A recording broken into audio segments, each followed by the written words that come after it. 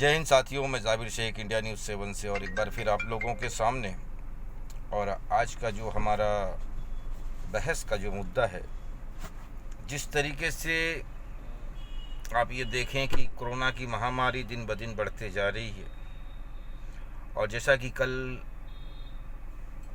आजमगढ़ के डीएम साहब ने एक बहुत ही अच्छी और बहुत ही उम्दा बात कही कि सबसे पहले तो उन्होंने मुसलमानों को रमज़ान की और ईद उल फित्र की मुबारकबाद दी, और जिस तरीके से उन्होंने एक मैसेज दिया मुस्लिम कौम को, मुस्लिम समुदाय को, कि इस रमज़ान के महीने में आप लोग आखिरी जुमा जो हमारे उसमें होता है, अलविदा जुमा जो कहा जाता है, तो उसको किस तरह अदा करें, नमाज, ईद की नमाज किस तरह अदा करें, और उसके बाद ईद के दिन किस तरीके से आपको रहना है कि बस ज़्यादा बाहर ना घूमना है, सोशल डिस्टेंसिंग का ख्याल रखना है। इन सारी चीज़ों के बारे में जिस तरीके से, और सबसे प्यारी चीज़ ये लगी कि जो उन्होंने ये कहा कि हो सके तो इस वक्त ईद एकदम सिंपल तरीके से मनाई जाए। बहुत ही प्यारी, बहुत ही उम्दा बात उन्होंने कही, बहुत ही अच्छी बात कही। और ये एक अच्छे ऑफिसर की और एक अच्छे इंसान की ये सोच होती है जो उन्होंने जाहिर की, और बहुत ही अच्छा लगा उनकी बातें सुन के। लेकिन वहीं हमने देखा कि हमारी कौम के लोगों को, माफ़ करना मेरी बातें थोड़ी कड़वी है, शर्म, हया, गैरत नाम की चीज़ नहीं है। बार बार कहा जाता है कि इस ईद को एकदम सादगी से मनाएं, हो सके तो ईद की ख़रीदारी करने से बेहतर ये है, नया कपड़ा सिलाने से बेहतर ये है कि वही पैसा आप किसी गरीब की मदद करें, और उसी पैसे से किसी गरीब के घर में राशन डलवा दें, किसी गरीब को कपड़ा लेके दे दें जिसके पास कपड़ा नहीं है, या और भी ज़रूरत की चीज़ें हैं वो उसको दे दें, दवा है या जूते चप्पल, जो भी XYZ जो भी चीज़ें हैं। क्योंकि ज़िंदगी रहेगी तो ईद बहुत सारी मनाते रहेंगे, लेकिन ये वक्त बार बार नहीं आएगा। ये सोचने का मुकाम है। बार बार मना किया जा रहा है, कई लोगों ने, हमारे उलमाओं ने मना किया, कई सामाजिक से संस्थाओं के लोगों ने मना किया इस चीज़ को कि सोशल डिस्टेंसिंग बना के रखें। लेकिन क्या पता इस कौम के दिमाग में क्या फतूर है कि कुछ लोग ऐसे हैं जो निकल रहे हैं, बाकायदा बाज़ारों के अंदर भीड़ लगा रहे हैं, ख़रीदारियां कर रहे हैं।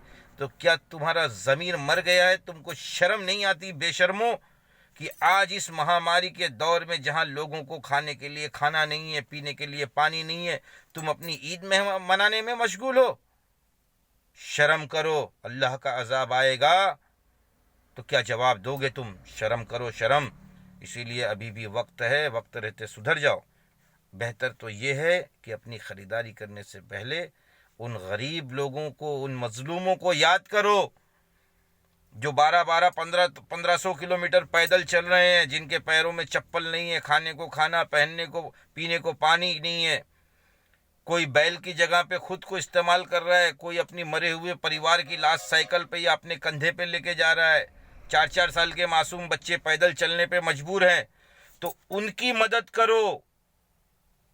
जो तुम ईद के कपड़े पहना के खरीद के पहनोगे, या अपने ईद के अपने घरों के ऊपर जो पकवान पकवाते हो, उससे बेहतर यह है कि वो उनकी मदद करो, तो अल्लाह उसका कई गुना अजर आपको देगा।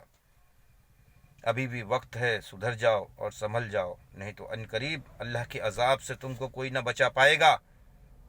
और सोशल डिस्टेंसिंग का ख्याल रखें, अपने घरों में रहें, क्योंकि अब ये महामारियां, मैं बार बार कहता हूं कि ये महामारी अब शहर से गांव का रुख इख्तियार करेगी, क्योंकि हजारों लाखों की संख्या में लोग आ रहे हैं, और किसी एक के अंदर भी अगर ये कीटाणु पाए गए, कोरोना के तत्व पाए गए, तो याद रखो वो एक आदमी कई लाखों को अपने साथ में लेके जाएगा। न फिर तुम्हारी दौलत काम आएगी, न तुम्हारा रुतबा काम आएगा, न तुम्हारी पहचान काम आएगी, क्योंकि इस महामारी में बड़े बड़े अरबों खरबोपति मर गए, उनकी दौलत, उनकी पहचान, उनकी सोर्स उनको ना बचा पाई। तो अभी भी वक्त है, सुधर जाओ और संभल जाओ, और अपने परिवार को और अपने आप को बचा लो, अपने देश को बचा लो, क्योंकि आज देश आपको आवाज़ दे रहा है, देश के लोग आपको आवाज़ दे रहे हैं। आज ये मौका है कि हमको एकजुट होकर, कांधे से कांधा मिलाकर खड़े होकर अपने देश को और अपने देश के लोगों को बचाना है। जय हिंद साथियों।